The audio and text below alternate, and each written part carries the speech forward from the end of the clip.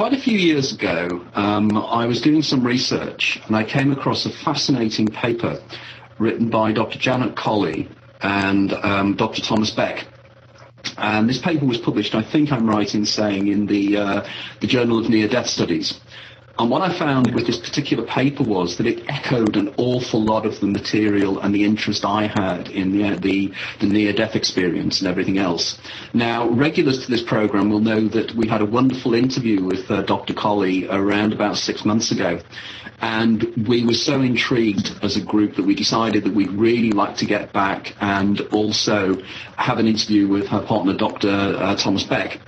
And I'm really delighted that after one or two false starts, we've now managed to get Thomas here. Now, we're just hopeful that the Archons are not listening in, as they usually do, which both Dia and I know that these are kind of regular comments and things we have to deal with.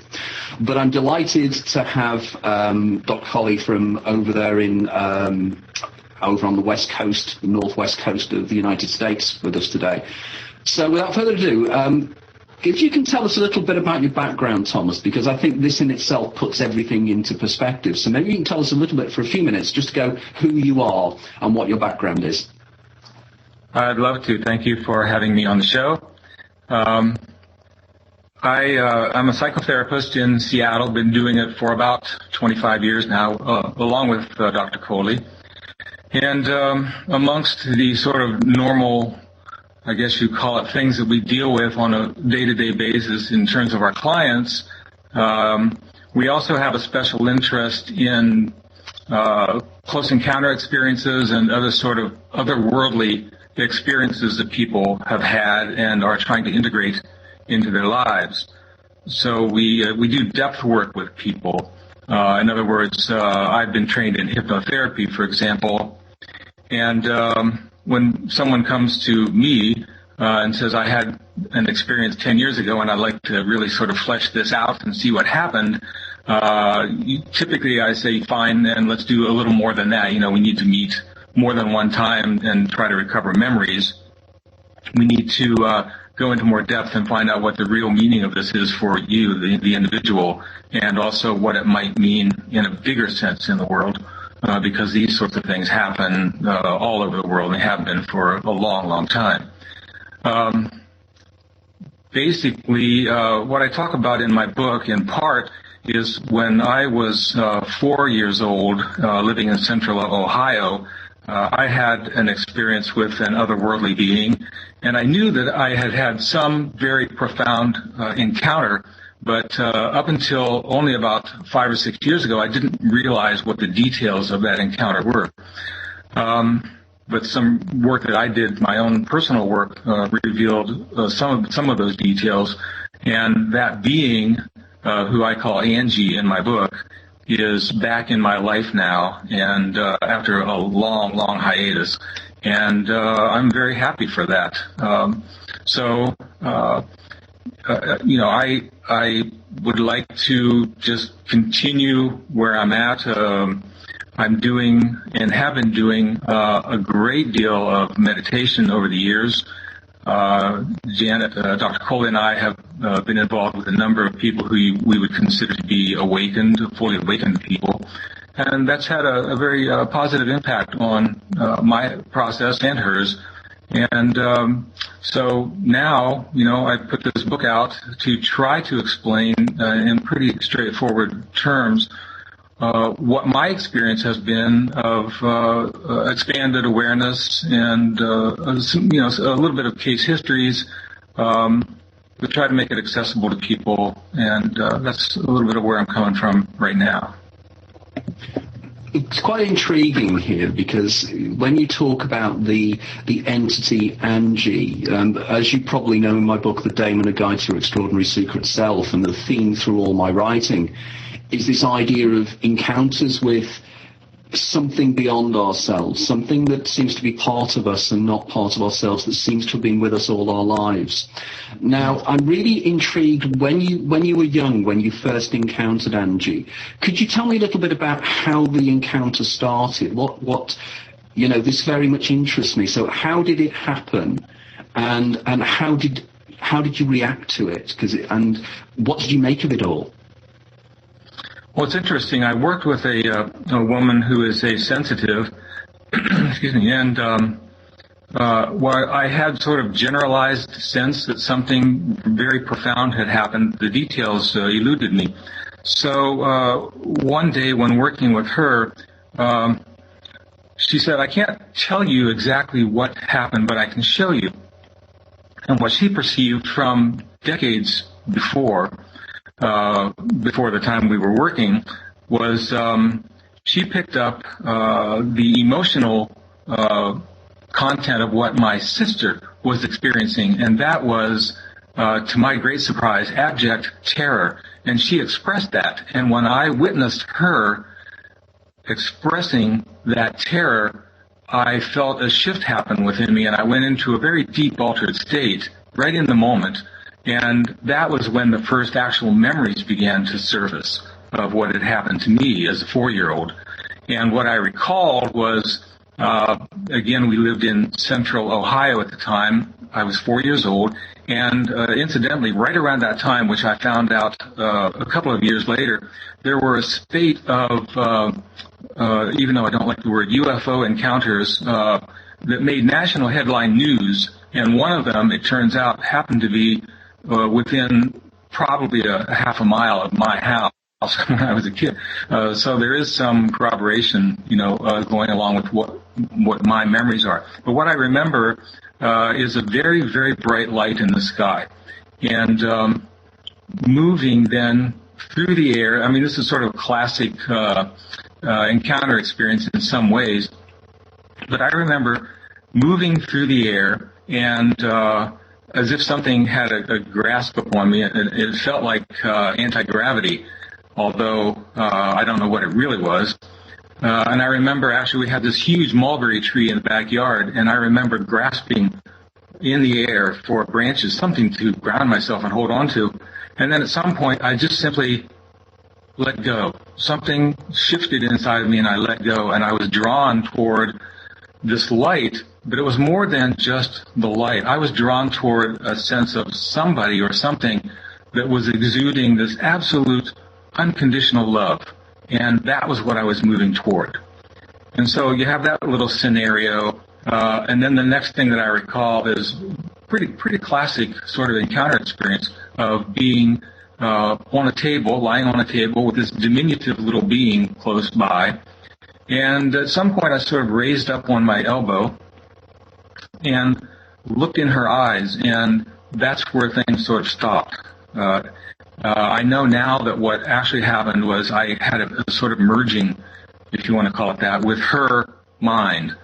And I know now that as a 4-year-old, and she has related this to me much later in my life, more recently, that what she invoked in me was far too powerful for my 4-year-old mind to hold on to.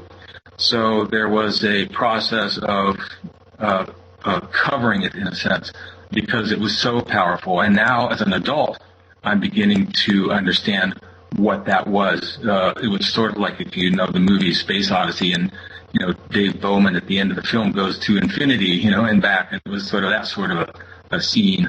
The details, the absolute details of that are still actually being withheld from me, purposely, although I'm moving toward, understanding what those details were.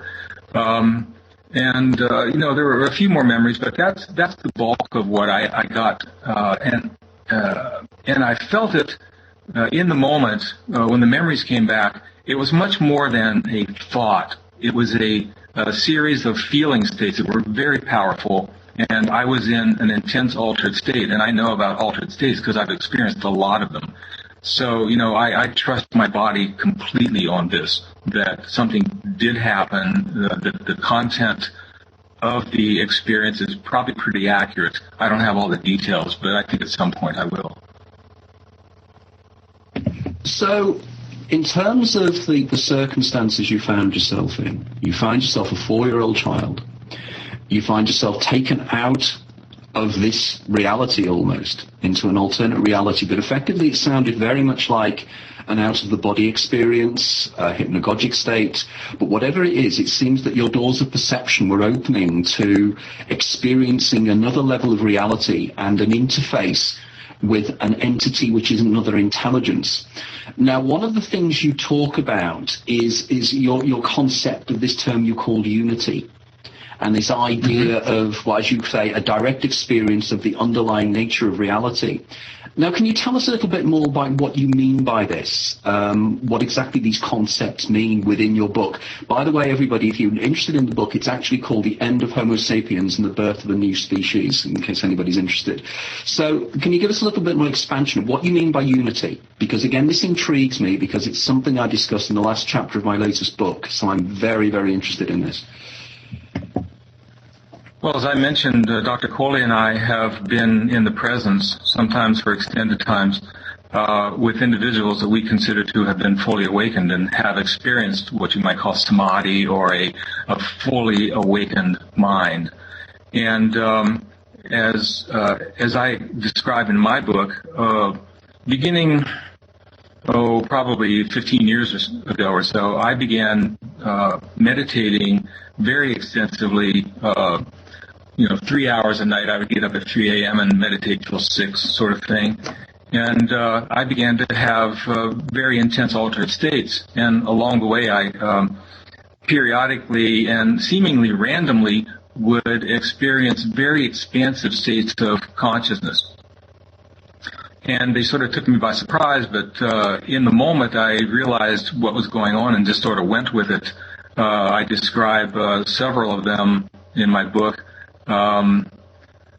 We talk about a direct experience of reality, and what I mean by that is we go through our day-to-day activities, and everything that we do is filtered through our conscious thinking mind. And very, very infrequently do we take the time to sit and just be present and not be thinking about the past, not be thinking about the future. This is how our minds work all the time. I have lots of clients, that I work with to introduce them to meditation, and very often that's what they'll tell me. It's like I can't stop my mind from running all the time, which is what we do.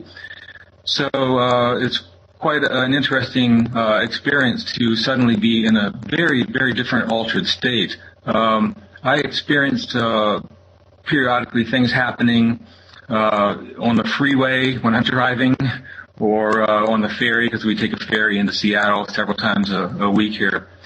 And it very much is a total human experience. It is at the beginning sort of intellectual, and you're trying to understand what's going on, but then quickly you shift into another phase, and the intellect is still there, but it's like there's an observer part of you that comes to the forefront, and you are able to watch what's happening to yourself and watch what's happening around you, and your senses become extremely heightened. Sometimes it can even be problematic, but not necessarily. For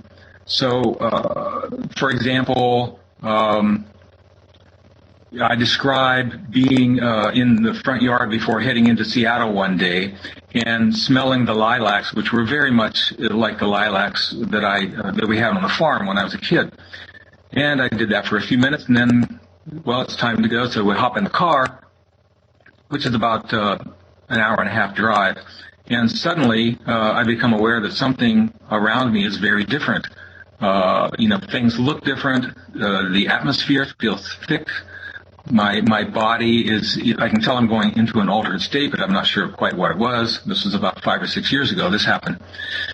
And within a short period of time, I'm still quite capable of driving the car, but I'm in a very expanded state. And that particular experience I sort of label as a sense of unconditional love. And I felt that so intensely for not only Dr. Colli, not only my clients, not only people I know, but for everybody, everywhere, and on the earth and off the earth. It didn't matter at that point. And that experience in particular lasted the better part of a day, and then late in the evening I could feel myself sort of coming down off of that expanded state of awareness. So for some time, and I consider that to be what I call a direct experience of reality. The intellect is still functioning, but you're in a very, very different state of consciousness when those sorts of things happen. So maybe that gives some idea of what I mean by that term. Yeah, because it reminds me very much, I mean, there was the writings of Buck many, many years ago in terms of extended consciousness, and the way in which under certain circumstances our everyday consciousness seems to be able to expand much wider than it normally is and perceive a much wider reality, that our doors of perception have been closed, except under certain circumstances where suddenly it expands outwards. And your experiences here resonate so strongly with me, not necessarily with my own experiences, but the experiences of people I interview and people that I've talked to over the years. It's incredibly common. And it just seems that certain people start to be moving into this kind of another state. And there seems to be more and more people that are actually doing this at the moment. Now, in terms of the general encounters, the facilitators, I suppose, of your expanded consciousness, because there presumably has to be a link between what Angie has been involved in your life and the things you're experiencing and have been experiencing. So what is the role of for want of a better term, the entities, the intelligent beings? What is their role here? What is their relationship with us? And what ultimately is their aim? Well, let me fast forward to some work that I've been doing up here on the island with a woman. She's a psychotherapist, very open, wonderful woman, and I had no intention actually of working on such matters when I first went to her. It was primarily to discuss client cases with her. But what evolved out of that was. At some point, I began to experience these altered states within that setting, within the venue of what you would think of as psychotherapy for myself. And the awareness, I began to become more aware of Angie, who I actually call Cosmic Mother now. So Angie was for the book, but Cosmic Mother is how I think of this being.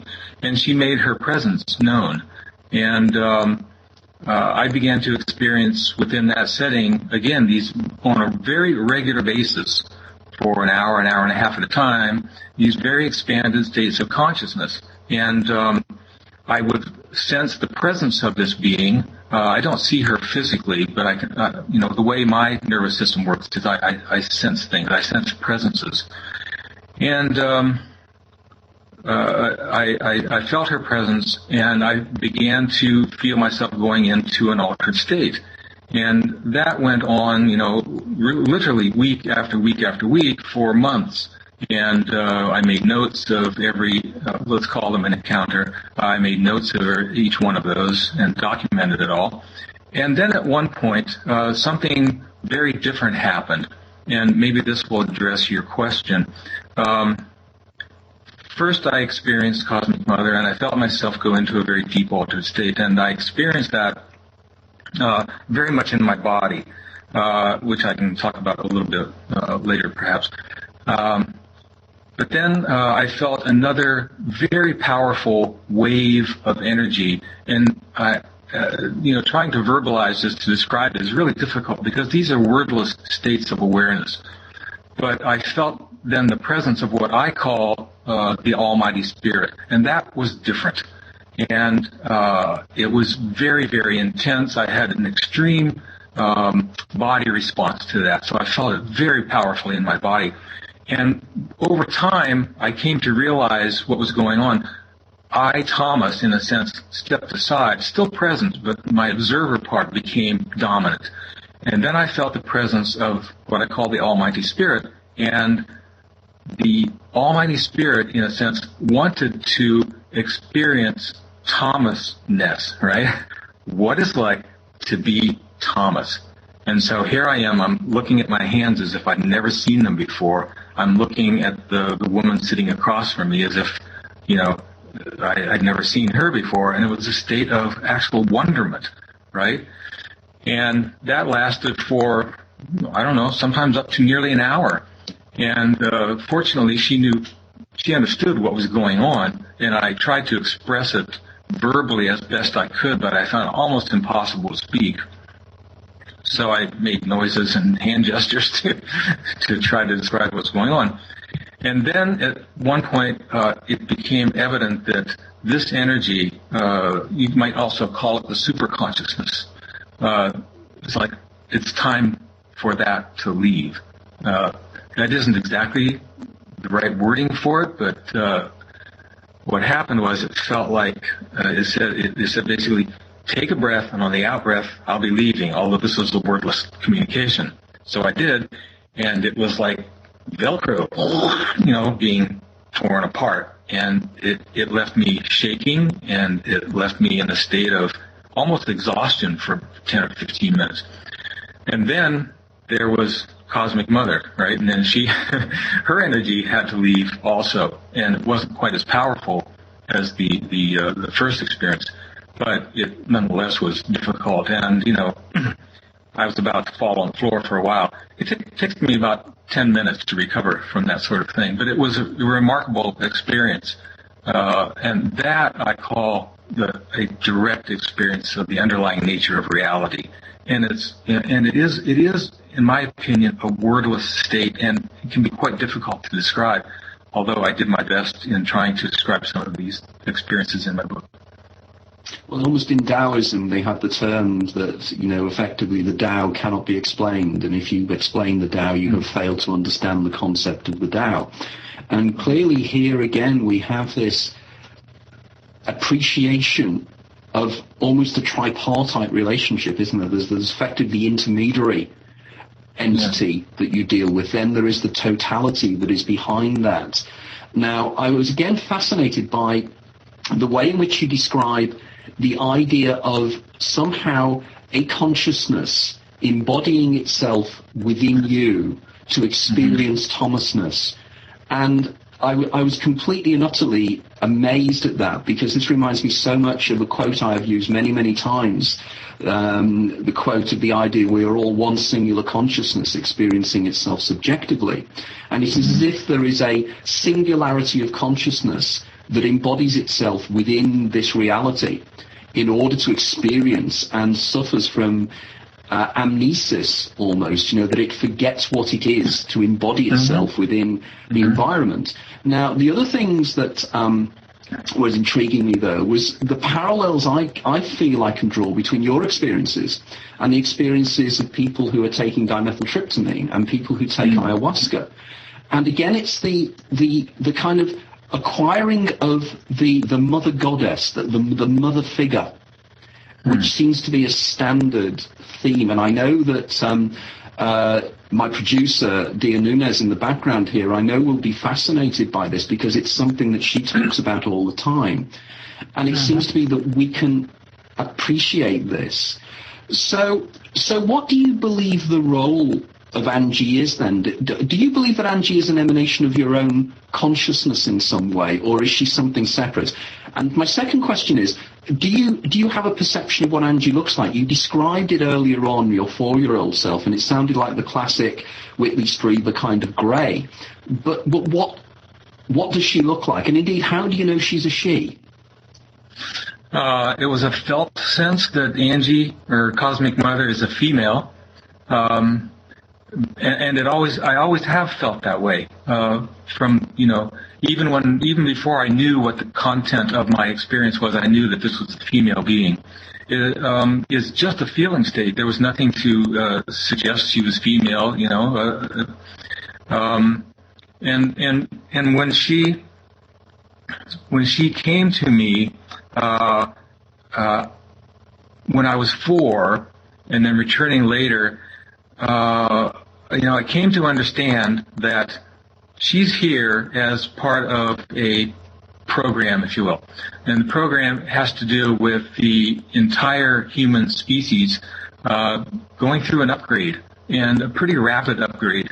We talk in terms of 50 years or 100 years, but in the scheme of things, that's pretty quick. We are on this planet, I think, not being very good stewards of the Earth, and if we don't sort of get our game together pretty quick here, we're going to be in more trouble than we're already in. And I believe that and actually have been told by Cosmic Mother that their process is to midwife the human species into a new state of consciousness, into a new way of being on this planet that is essential if we are to survive as a species. And, you may look around and say, gosh, we have all these big cities and there's billions of us, and what's the problem, But we're not really taking care of this planet very well. And if you really look at the state of the Earth right now, the climatology and all of that, you realize that we're in deep trouble right now already. So other people are being contacted, obviously. Many have been contacted. Not all of them have awakened to their experience yet, but I think that's going to happen more and more, like popcorn in a popcorn popper. A few at the beginning, a few more, and now all of a sudden you have this critical mass, and many people will awaken, I think, very quickly. So they have a program, and it's been in operation probably for hundreds of thousands, if not millions of years. To answer your other question, what does she look like? Yeah, she is. She doesn't look quite like the Whitley Strieber Greys.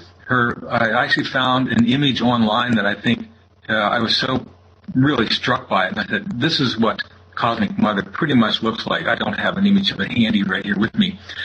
But the sort of diminutive 4-foot-tall female, a much sort of broader face than the pear shape that you see typically portrayed for Greys. The Greys are a phenotype or a particular body type. They're not humanoid exactly, but they have 2 arms, 2 legs, 2 eyes, 2 ears now, but they do look different. But I think this is a very common phenotype throughout the cosmos. And with regard to that, I do want to mention just briefly the study that NASA released a couple of years ago, 2013, I think, based on the Kepler Telescope Planet Hunter study. And what they've determined is that in our Milky Way galaxy alone, that they estimate there are probably on the order of 20 billion Earth-type planets in our galaxy. Multiply that times who knows how many galaxies. Hundreds of billions of other galaxies, and the number of potential Earth-like planets is like in the quintillions or, beyond that. So, the chances that we are alone in the universe is, in my mind, zip. One other thing that came out of my work more recently, about 2 years ago, when I was in very much in the process, in a very, very powerful altered state, some, what I call them, truths came through to me, and I repeated them and had my counselor there write them down. Number one is the universe is infinite in extent physically. It's not just really, really big. It is infinite, which is hard for the human mind to grasp. Space is infinite. Time is infinite as well. There is no beginning. There is no end. The Big Bang theory is someone's make-em-up. So space and time are infinite. And thirdly, consciousness is infinite. And for me, that's a no-brainer, no pun intended. And the fourth is you cannot really comprehend these truths in the normal thinking beta state of consciousness. They're ideas. And it's hard to grasp, infinity, especially, I think, for scientists. Scientists, I think, in many disciplines don't like infinities, and they avoid them at all costs. But that was one of the most profound things that came through to me in the last couple of years. And when I in these very expanded states, I understand that in a way that I simply cannot, like as we are, talking right now. So that's a little bit more of what my experience has been with that. Because that again is intriguing, isn't it? Because what we're saying here is that there seems to be this kind of duality about existence. There seems to be the mental plane where the communications take place between entities in one way or another. Then there is the physical three-dimensional universe that we perceive around us. And, of course, there's been a great deal of work now being done on the idea of the holographic nature of reality, the way in which at a deeper level reality is holographic in nature and therefore is enfolded within itself. So therefore the communications can be instantaneous.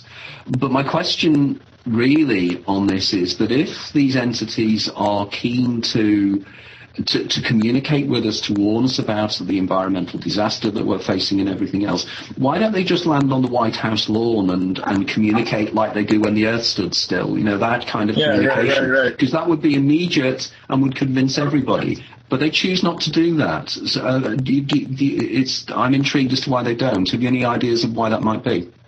Well, there's probably a lot of different things going on here with regard to that. Yeah, it's like there's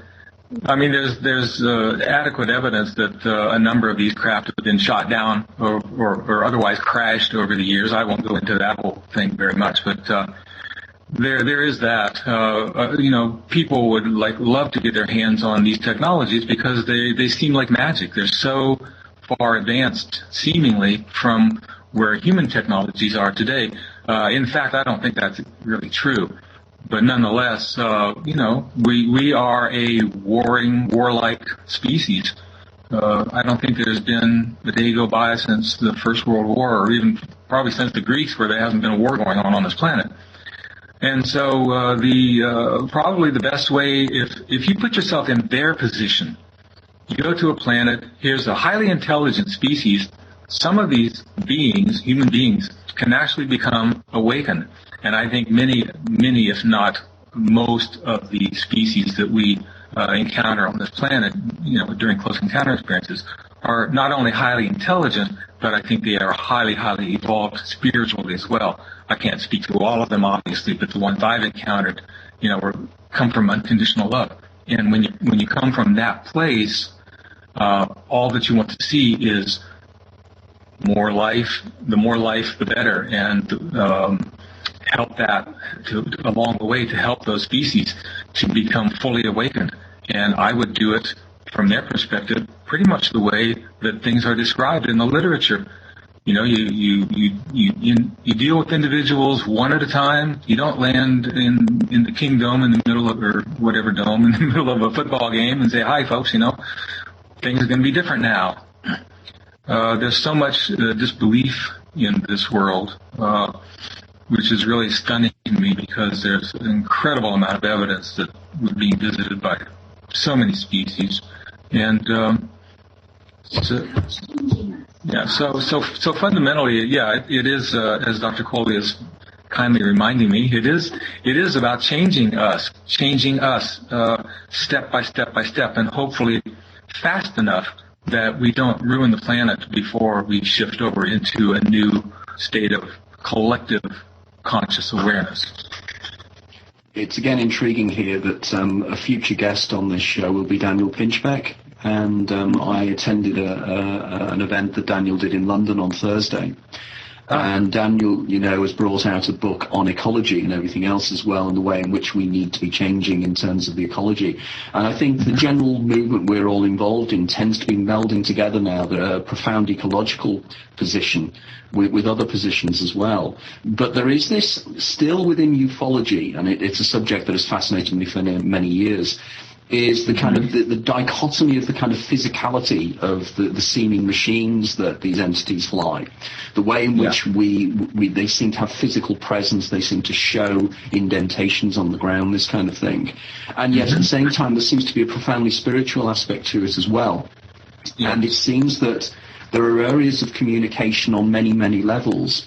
Now, one of the areas you discuss in the book, and you're keen to discuss, and it's an area I've been fascinated on, because a previous guest of the show has been people like Robert Waggoner and various other individuals, is the concept of lucid dreaming, and how lucid dreaming and becoming lucid is part of your overall hypothesis and your overall theory is put forward.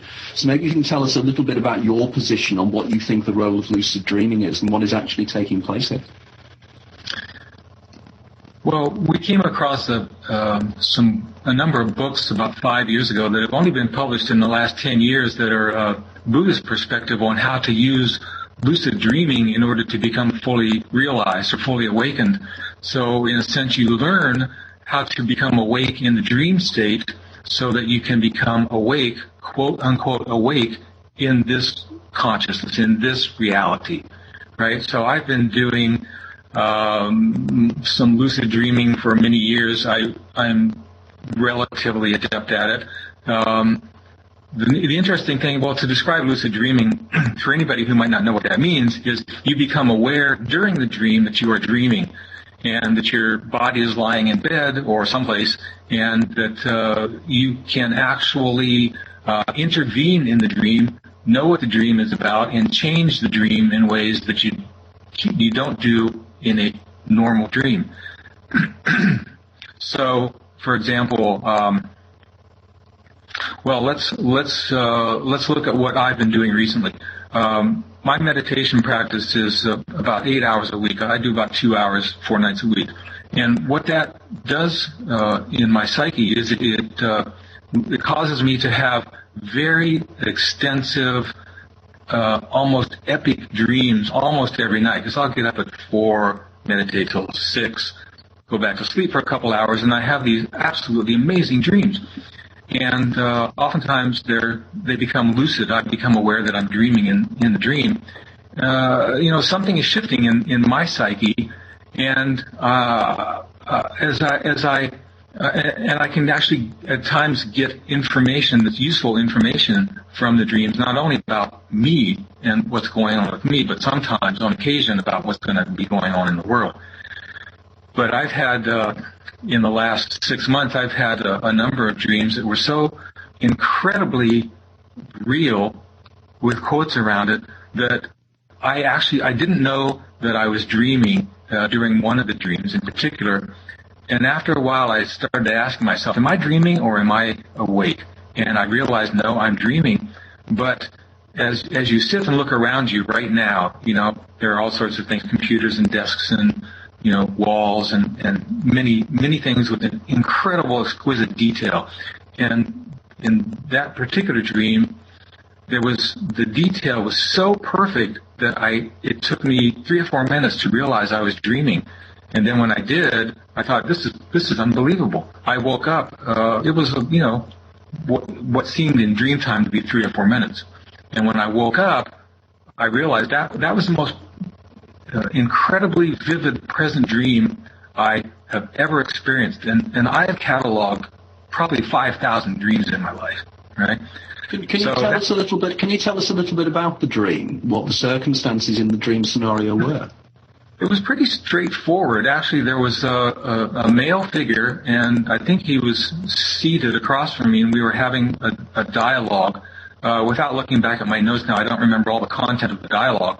But here he was, and I was looking. Mostly, it was not about the dialogue, though. It was about my perception. Just in a room, and the room was someplace not unlike my practice office. And I'm looking at the plants, and I'm looking at the rug on the floor, and I'm looking at my hands, and I'm thinking, this is absolutely unbelievable. It was, in my opinion, that was more than a dream. That was an actual place. It was so real, and trust me, I've had breathtakingly real dreams and been lucid in them, but this was like a whole different level. So what that tells me is my psyche is changing as I engage again in this very deep meditation process. Certain sects of Tibetan Buddhism have, as I was saying, used lucid dreams in order to become awake in this life. And so I find myself having a dream like that, and then during the following day, just being aware that my senses are all really heightened. And it can be subtle or it can be not so subtle, but it's shifting me upward to a point. And the interesting thing about these shifts, or I call them phase shifts, is they happen when it's time for them to happen. Like enlightenment, what you think of as enlightenment, I don't like that word anymore, but becoming fully awake, fully present, oftentimes happens very, very suddenly. If you read like the book Richard Buck from 1889 or something, 1899, when he studied people who had become awakened, by and large, that's what happened. You meditate for 20 years, and then all of a sudden, for no apparent reason, whoosh, You go through this massive energetic process, and it's a phase shift, and your consciousness changes profoundly in that moment. It's kind of like a laser pointer. What is it? It's this little tube with a switch on it, but it's nothing until you turn it on, and then it becomes something very different than that. And I think the human central nervous system comes online like that. All of a sudden, abruptly, that last neuron gets in place, and whoosh, you experience what I call the underlying nature of reality in the moment, fully present. It's not that you can't think about past and future, but they're irrelevant because you're in this right here, right now, in this exact perfect moment, and it is perfect, right? Yeah, no, absolutely, and it's clearly not something that is new in the sense that, you made a reference earlier on to what I presume is dream yoga and the Bon tradition of Tibet, and the idea of dream yoga, and you train to go into dream yoga states. But also the way in which there seems to be an overlap here, and I'm really intrigued about this, and I'd like to ask you about this, is do you differentiate between the lucid dreaming state and, say, the out-of-body state, or as to whether these are actually variants on the same thing, but one is slightly more intense than the other? What is your thoughts on that? My experience with out-of-body is, I would say, largely through people that I've worked with. I've been so much more focused on dream work than out-of-body. That's I don't know if I have a clear answer for that, to be quite honest. I mean, these experiences are on a continuum. It isn't all black and white. And is there a connection between the two? Almost certainly, yes. Is my intuitive sense about it. But because I haven't had what you would classically think of as out-of-body experiences, unless my dreams are, and I don't recognize it, then I'm much more.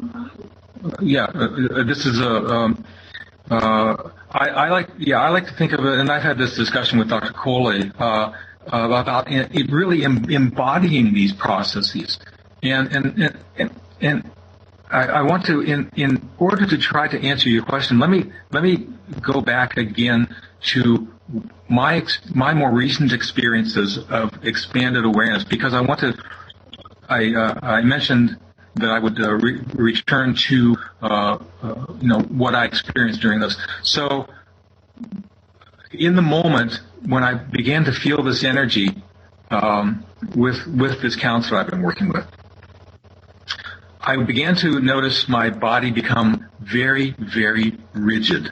Okay, so I'm sitting in a chair, but imagine all of the muscles in your body over the space of a minute or so becoming absolutely tight, locked down to the point that I could barely speak physically.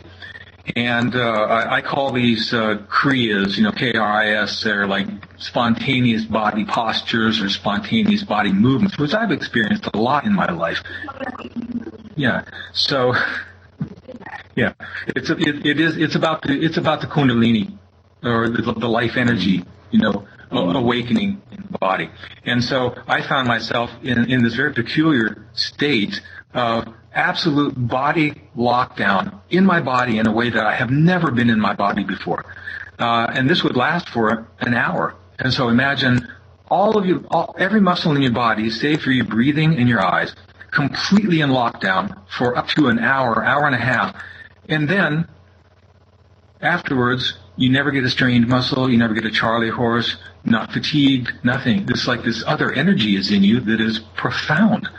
And then afterwards, trying to verbalize what that felt like, and what was going on. And that oftentimes would be when I felt the presence of the Almighty Spirit, during those moments when I was so in my body, like I've never been in my body before. And so maybe that will answer part of your question. Yes. Oh, and so I'm getting cues from off camera here, but it's fine. No, absolutely. can imagine that the discussions that you guys have, because you're so in tune and you're so interested in the same things, it must be amazing to be a fly on the wall in your place, because I can imagine the level of conversation must be absolutely phenomenal. Well, I'm also interested in the idea of the Kundalini experience anyway, but also something in Doll's perception. I very much make the argument that sometimes we are misinterpreting how the brain functions here, in that I think we have a neuron-based consciousness, and I think we have a glial-based consciousness, which effectively uses the glial network and the glial cells within the brain to communicate non-locally. And it seems that it's very much what you're talking about here. And it's how the brain adapts to the things it learns. Now, do you think that neuroplasticity may be involved here in some way, that we are evolving and it's the neuroplasticity of the brain is changing as we evolve? Oh, absolutely. Neuroplasticity goes on from day zero to the end of your life. And I think that what happened, for example, when I first encountered Cosmic Mother at 4 years old, I think I went through a massive, very rapid process of brain plasticity that was actually almost too much for me as a 4-year-old. And as you go through a meditation process, there have been studies that show that say you do mindfulness meditation for a half hour or 40 minutes for like 10 weeks, and there are measurable changes in the physical structure of your brain just from sitting and meditating. You're not doing anything else, right? I think also what happened beginning about 2 years ago in my process I was describing a little while ago, the energetic began to focus more and more on my hands. Now, if I have a session today, that's what I experienced. A lot of really, really intense energy in my hands. And I began to experiment with people who had physical illnesses, and to my great delight, people began feeling physically heat from my hands, sometimes uncomfortably hot. People feel electrical tingling and electrical charges from my hand, or what's been described as like waves of energy moving through their body. So I'm actually beginning to do that work now, and I'm having some pretty interesting experiences with that. Just very briefly, a young 16-year-old high school student who was involved in an auto accident, and she nearly died that night of severe brain trauma. And I met her in ICU in an induced coma. She was, not me, in an induced coma for about 3 weeks. And I began working on her brain, simply hands off, just 3 or 4 inches above the affected area. And she began to recover. Well, I have which was quite unexpected. They perform what's called a visually evoked potential. So with severe brain trauma, they sit you in front of a bright light, flash it, and hope that they get a pulse from the occipital lobe, the vision center of your brain. Hers was flat, which is not good. And I worked on her 3 or 4 times on the occipital area of her brain, because she had really massive brain damage. And her mother took her back to the ophthalmologist and said, "Can we do this again?" And his response was, "What's the point? These don't get better." Well, it did get better, and it spiked normal. And this ophthalmologist was pretty stunned by that. So this young woman who just turned 18 is beginning to play keyboard now and is walking with a walker at 150 feet, which is totally unheard of. So, that's what's happening with me. Completely unexpected. I would never imagine 2 years ago that I would be doing this work, but that's what's coming out of this. So maybe in a larger sense, if more and more people, or say as more and more people become awakened to their potential, we can have a collective healing that will drive us in a much better direction toward the health, of this planet, and connect us with the unconditional love that underlies everything. It's the glue that holds all of this together, the physical body, the consciousness, the intellect, everything. And that is the fundamental message that Cosmic Mother has conveyed to me. Wow. Wow, that is incredible. That is incredible. Because we do need this so much now. Now, as a historical sociologist, I'm very aware that every generation thinks that in some way they are special, that they have certain circumstances that are unique within the human condition. But I think the challenges that humanity face now are absolutely profound and potentially terminal. So there has to be some form of change in the way we relate to the reality, whatever the nature of external reality may or may not be. We are in some way getting it wrong, and we need to change our ways, because if we don't, disaster is facing us. So we're now running towards nearing the end of the discussion now. What are your plans for the future? Where do you see your work going now? The book is now out. And what's your next plans in terms of moving this idea and this concept forward? And indeed, how can the listeners out there help you or contact you and assist you in this? They can contact me. I'm through our website, sacredencounters.com. I will continue for the time being my psychotherapy practice, but I'll be moving much more into doing energy work. I call it energy work, but it turns out to be healing work. There is a second book somewhere along the line here, but it may be some time before it comes out, based upon the content of what came through during many, many sessions with my counselor, and I've logged all that in, but I have 500 pages that needs to be cooked down at some point. There are other aspects of this which I haven't really discussed with you today, but there's an alternative solar energy project. I think I mentioned to you some time ago that I'm working on now, and I have a group of about 6 of us now, really world-class people that we hopefully will be able to bring this online within the next year or so. I'm not at liberty to talk about a whole lot of it at the moment, but it has come directly out of this work, the interaction with these beings, and these what are seemingly almost magical technologies. They aren't that magical, really, but they are simple, and they don't depend on burning fossil fuels or coal or uranium or anything. It's all electric. It's all electric. And it's all around us, and the amount of energy that's around us is so profound that we can barely imagine it. And all we need to do is, take it. Are we talking here of variation on 0 point energy? It's a very good possibility that that's what we'll be working with, yes. Yeah. Okay. If you're familiar with Nikola Tesla's work, it comes in part from that work, in part from electric universe model, which is very different than the standard model of cosmology. It's plasma-based universe, electric plasma-based universe. So that's I understand that's a lot in the last minute here, but one of the people that really I need to facilitate your contact with is a guy called Pierre Rubessa, who is a Swiss-based Canadian-Croatian inventor.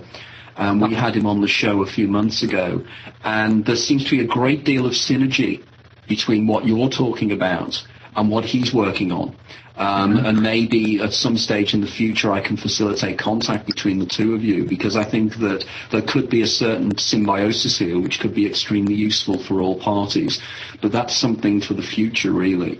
Yes, sir. So finally, in the last few minutes that we've got, of all the writing and all the research you've done, in fact, with both you and Janet, what is the most interesting thing that you think over your many years of research? And I know both of you have written some fantastic papers and some amazing material.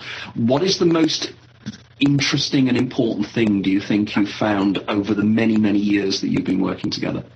And Janet, you could join in here if you want. It's you don't have to sit in the background. Right. He's inviting you to come over tonight. Yeah. Oh, okay. Well, for me, of course, in the immediate future is what's happening with the energetics of my physical body. Let's see if we can get Janet. Oh, there you are. Okay. I'd like to. I have a colleague who's a QEEG expert, and I want to get wired up so I know what's happening in my physical body and the people that I'm working on, which I think could provide a very useful database for, how can we actually heal? What is going on here? Of course, the other thing that I mentioned, the energy project, is like big time for me right now, and I'm moving forward with that. So I guess those are the two things from my side, but I'll let Janet say what she needs to say. On a personal level, we're going to reincarnate our two cats that have passed. So talk about life after death. Being with them as they passed was very profound, and Tom has a very clear sense of where they are now. And when we are ready, and this is something his guide, Tom's guide, is willing to direct us on, we're going to bring them back into new bodies. So talk about life after death. I think that's just a beautiful study of the potential. And let me say about that, I didn't know we were going to go here, but when our cat, we called her Wheezy, when Wheezy died, well, actually it was Sugar, our other cat, when Sugar passed away on my lap, I felt her leave. I felt her essence leave, and it was like such a relief, because she had been in a lot of pain. And I had no expectation that would happen, but it was really quite a powerful moment for me. So we're waiting. It is, isn't it? I think the most important thing you guys are doing, and I think the thing that you said there is so important, is the idea of this energy, the energy that you feel, the energy that causes the heat and everything else. What is it? Is it orgone energy of the thing that Wilhelm Reich used to talk about? Is it a kind of an essential life force? Our last guests on were Ben Eno and his father, and we were discussing there about the way in which in haunting situations there seems to be an energy force that's generated. Now, it did seem that this energy force is becoming more manifest, and it's really attuning into this non-physical energy that we can all sense and feel as spiritual beings that is around us. It's the idea you walk into a room and people have been arguing, you can sense it. So I think scientifically, to try and measure and quantify this could be an amazing experience. It could be 0 point energy, it could be any form of energy, but it is something that is unlimited and is everywhere. All I can say is, thank you so much for such an amazing program. It's always the case that we don't ever have enough time on this. And I know that Dia and I have been discussing this, my producer. We have to get a conference together where we can bring together guys like yourself and the other guests we've had on this show to some kind of symposium. Because we could create an egregore, though. We could create something greater than the group that's in there. And it's building forward. It's happening, and the momentum is getting stronger and stronger. So it's all right. I think, because it really is, and it's wonderful what you guys are doing, And as I said, when I read your paper many years ago, it just blew me away. I thought it was absolutely superb. I really did. And it resonated so strongly. It's wonderful what you are doing, too. So we appreciate having the opportunity to talk with you and get our thoughts out there. Thank you very much. Yeah. There are very few people that have the breadth that they can go from, otherworldly beings to some of the science to, some of the out of body, paranormal, kundalini. I mean, and psychology as the basis. So there are very few formats that we really feel comfortable or can express the breadth of what we do. So thank you very much for providing one of the most premier. Absolutely. Thank you very much. Okay, thanks again for listening in. This program will be placed on Dia Nunez's H2O network site, and it will also be placed on my own website together with all the other interviews we've done recently. I'm now building up through a series of very, very interesting guests in the future as well. So this show is going on up and up, and it's like guests like these guys that make it all worthwhile. Okay, thank you, and we'll see you again in a month's time. Thank you very much. Thank you. Okay. Thank you. Bye.